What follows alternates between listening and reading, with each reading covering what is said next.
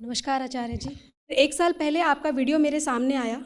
आपको जब मेरे हस्बैंड ने मुझे दिया कि आपको इनको सुनना चाहिए। मैंने कहा नहीं, मुझसे नहीं सुना जाएगा, ये बहुत स्लो बोलते हैं और मतलब मेरे टाइप के नहीं हैं ये। वो वीडियो बार-बार मुझे भेजते रहे और आफ्टर 6 मंथ जब मेरे मन में बहुत द्वंद हो गया कि ये क्या हो रहा है, मुझे समझ ही नहीं आ रहा। मैंने जब आपका वीडियो सुना, उसके बाद से लेके आज तक मैंने किसी को नहीं सुना। मुझे आपकी लर्निंग्स, टीचिंग्स मेरी लाइफ में आती रही और मेरे 2 बच्चे भी हैं और मेरी एज 30 प्लस है। अब क्या होता है, मेरी बेटी है 11 साल की, उसने बोला कि आपने आचार्य जी को जब से सुनना शुरू किया, आपके जीवन बिल्कुल कैसा हो गया? आप तो बिल्कुल एक्साइटेड ही नहीं रहती हो, ना किसी से बात करती हो, हमेशा बुक्स पढ़ती रहती हो और लोग किटी पार्टी करते हैं। अभी आपकी एज ही क्या है और जैसे आप सीख रही हो वैसे हमें भी सिखा रही हो, ना आप कभी यूट्यूब देखने देती हो गलत लोगों को। तो मेरे मन में बस यही रहता है कि पता नहीं मैं सही रास्ते पे हूँ कि गलत रास्ते पे। आज के समाज में मतलब मत जैसे ये मतलब बहुत एक्साइटेड जीवन लोग जी रहे हैं, ऐसे ऐसा करना चाहिए, ये पार्टी करनी चाहिए, बट मुझे मेरे बच्चों से हमेशा ये मिलता है कि मम्मी आप बहुत मतलब पीछे का जीवन जी रही हो। बस इसी में आपसे मार्गदर्शन चाहती हूँ, कैसे अपने जीवन को बेहतर बनाऊँ और मेरे साथ जो 2 लोग मेरे जो बच्चे हैं उनके जीवन को भी बेहतर बना सकूँ। और ख़ासकर जो मेरी बेटी है, इस टाइम बच्चे मतलब बहुत ज़्यादा अट्रैक्शन के पीछे भागते हैं। मैं किताबें, बुक्स आपकी मैंने इतनी सारी बुक्स खरीदी हुई है, मैं पढ़ती रहती हूँ। और जो मेरा बेटा है, उसका नाम यथार्थ है। जब वो मैं आपकी वीडियो सुनती हूँ, तो कहता है, "अच्छा आचार्य जी मेरा नाम लेते हैं और रात को सोने से पहले आपकी वीडियो सुनता है।" अभी वो 3 साल का है, पता नहीं मुझे कि उसे कितना समझ आता है, बट जब तक वो आपको नहीं सुनता, तब तक वो कभी सोता नहीं है। बस उसने आपके लिए बस एक छोटा-सा मैसेज दिया है, अगर आपकी अनुमति हो तो।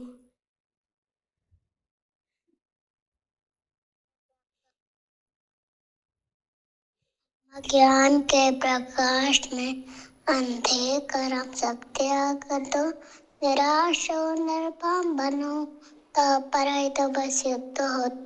धन्यवाद आचार्य जी।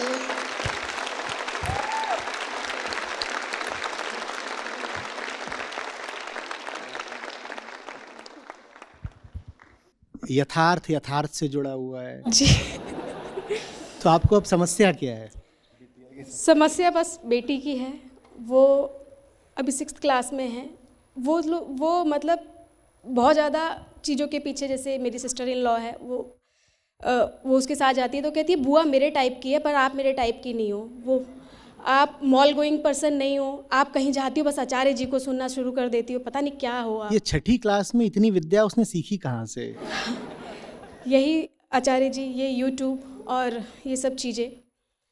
और मतलब उनको यूट्यूब का इतना ज्ञान है, ये हो रहा है। वो कहती है आपको इन सब चीज़ों की नॉलेज नहीं है, आप मतलब बहुत ओल्ड फैशन हो, एस्थेटिक टाइप नहीं हो, यो टाइप नहीं हो। तो सुन के ये सारी चीज़ों पे बहुत गुस्सा आता है।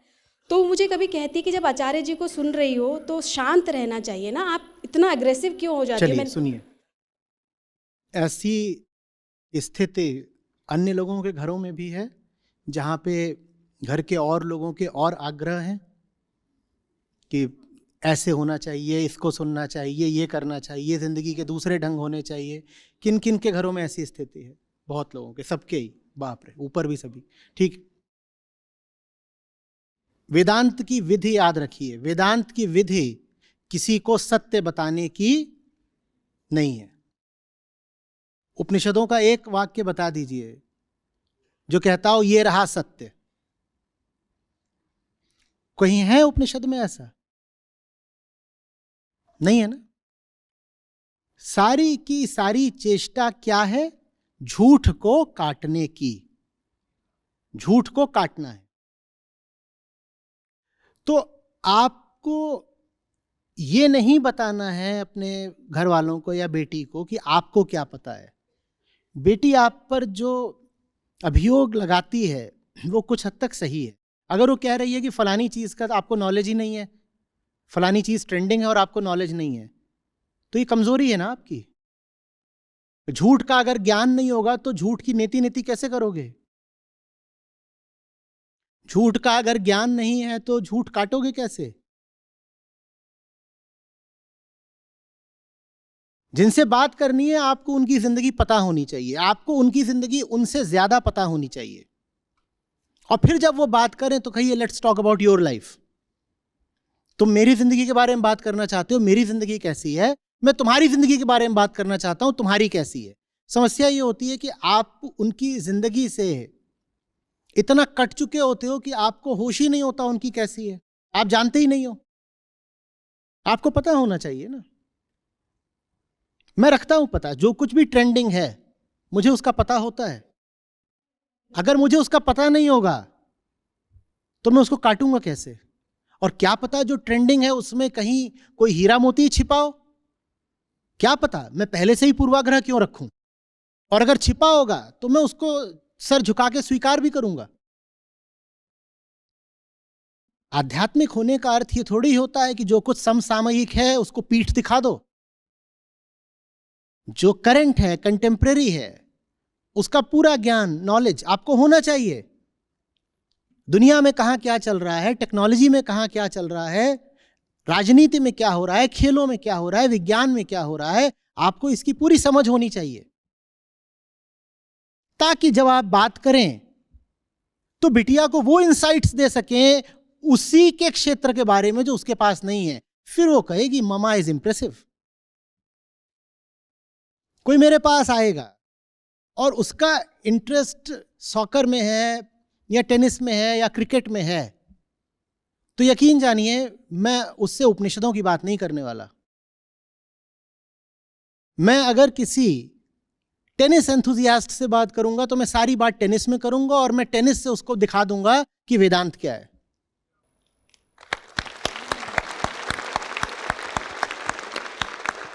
अब बिटिया को अगर टेनिस में रुचि है और आप जानती ही नहीं कि डबल फॉल्ट क्या होता है, तो आप ही करते रहोगे डबल फॉल्ट।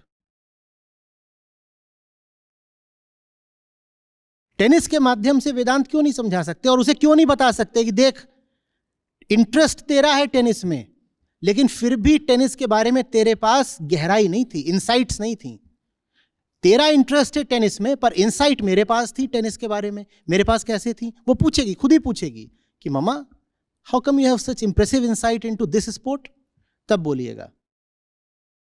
जी आचार्य जी, जब मैं वैसे मुझे चीज़ें पता रहती हैं और जब मैं उसको बोलती हूँ तो कहती है ओ मम्मा अब तो छुपा रिस्तम निकली, इस बात सब कुछ पता है आपको, फिर भी आप एक्सप्रेस नहीं करती हो। तो फिर समस्या क्या है? मैं जो उसे समझाना चाहती हूँ कि जो ये सब ट्रेंडिंग है और ये सब चीज़ें हैं, इनसे दूर हट के किताबों की तरफ ऐसे थोड़ी कहते। अभी मैंने क्या बोला था?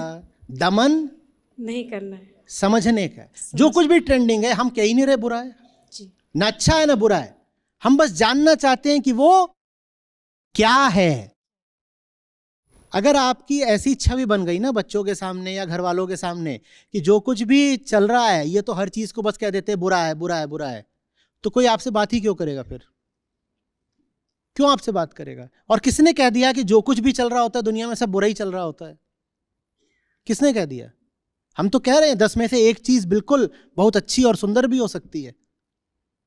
हर चीज को हम ऐसे ही कैसे कहते हैं कि ये भी बुरा है, ये भी बुरा है, ये भी बुरा है? आपको सब कुछ पता होना चाहिए ताकि आप उस पर एक निष्पक्ष बात कर सकें। जब आप वो निष्पक्ष बात करते हो तो लोग आपकी बात सुनते हैं। ये संवाद का, कम्युनिकेशन का एक नियम है। उसका जहां इंटरेस्ट हो वहां से बात शुरू करो, अपनी बात मत करो। मैं यहां आकर के आपको यूं ही स्लाइड्स दिखाने लगूं, ज्ञान देने लगूं, तो आप कितनी देर तक मुझे सुनोगे? मैं यहां पर क्या कर रहा हूं? मैं कह रहा हूं अच्छा चलिए थोड़ा हमने कर लिया निर्वाण षटकम, अब आप अपने मुद्दे बताइए। हम आपकी बात कर रहे हैं ना। जी जब आपकी बात होती है तो आप सुनते हो।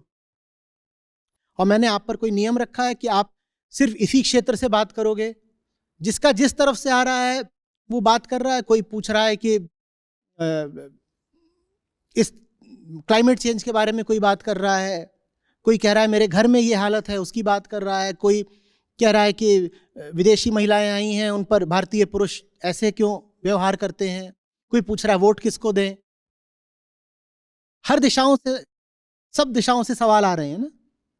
तो इसीलिए ये वार्ता रुचिकर है, क्योंकि जिसका जिस मुद्दे को लेकर सवाल है हम उसी मुद्दे पर बात कर लेते हैं।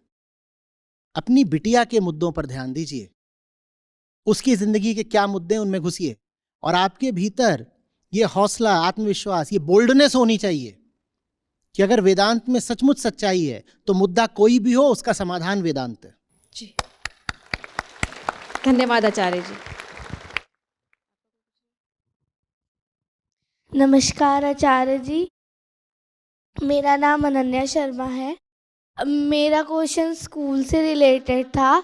जैसे कि अगर कोई, मतलब सब टीचर्स के लिए नहीं, जैसे जो थोड़ी सी खड़ूस सी होती हैं, अगर मान लो वो गुस्से के मूड में, और अगर हम उन्हें दिख गए तो वो हमको ज़बरदस्ती डांट के बोलेंगी कि तुम ये क्या कर रहे हो, और अगर हम उन्हें बता दें तो वो हमको उल्टा और डांटने लग जाती है, जबकि उन्होंने खुद ही पूछा हुआ होता है। और कभी कभार क्लास में कोई टॉपिक चल रहा और अगर क्वेश्चन पूछ दिया तो उनको नहीं पता, तो वो और हमको डांट देंगे कि ज़्यादा डीप जाने की ज़रूरत नहीं, पेपर में नहीं आएगा। और पेपर के बाद अगर मार्क्स उसमें किसी बच्चों के, मतलब मोस्टली के नहीं आए, तो वो बोलेंगे कि मुझसे कोई पूछता ही नहीं है, मैं तो यहीं बैठी हुई हूँ।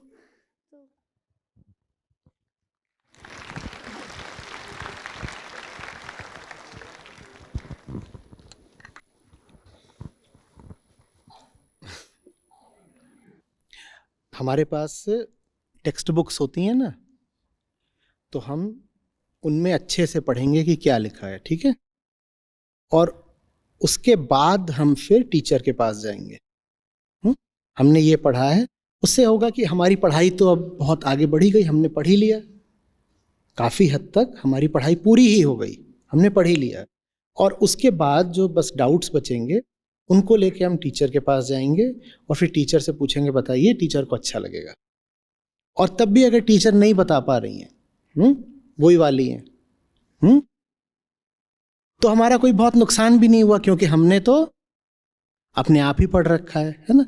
ज़्यादा प्रोबेबिलिटी यही है कि आप जब अच्छे से पढ़ाई करके टीचर के पास जाओगे तो टीचर को अच्छा लगेगा, और वो खुद चाहेंगी कि आपको और ज़्यादा बताएं, ठीक है।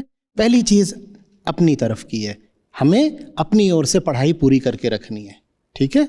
उसके बाद फिर टीचर का काम आता है। अपनी हम तैयारी पूरी रखेंगे। टीचर्स, पता नहीं ना, टीचर स्टूडेंट से पूछ करके तो क्लास को अलॉट होते नहीं, तो टीचर ऐसे भी आ सकते हैं, टीचर वैसे भी आ सकते हैं, टीचर कैसे भी आ सकते हैं, है ना। हमारे पास क्या है, हमारे पास हमारी टेक्स्ट बुक है, हमारे पास हमारी इंटेलिजेंस है, तो हम अपनी पूरी इंटेलिजेंस और पूरा कंसंट्रेशन अपनी टेक्स्ट बुक में लगा देंगे और हम अपनी ओर से पूरी तैयारी रखेंगे। उसके बाद हम टीचर से कहेंगे अब आप भी हेल्प कर दीजिए, ठीक है, पहली हमारी ओर से।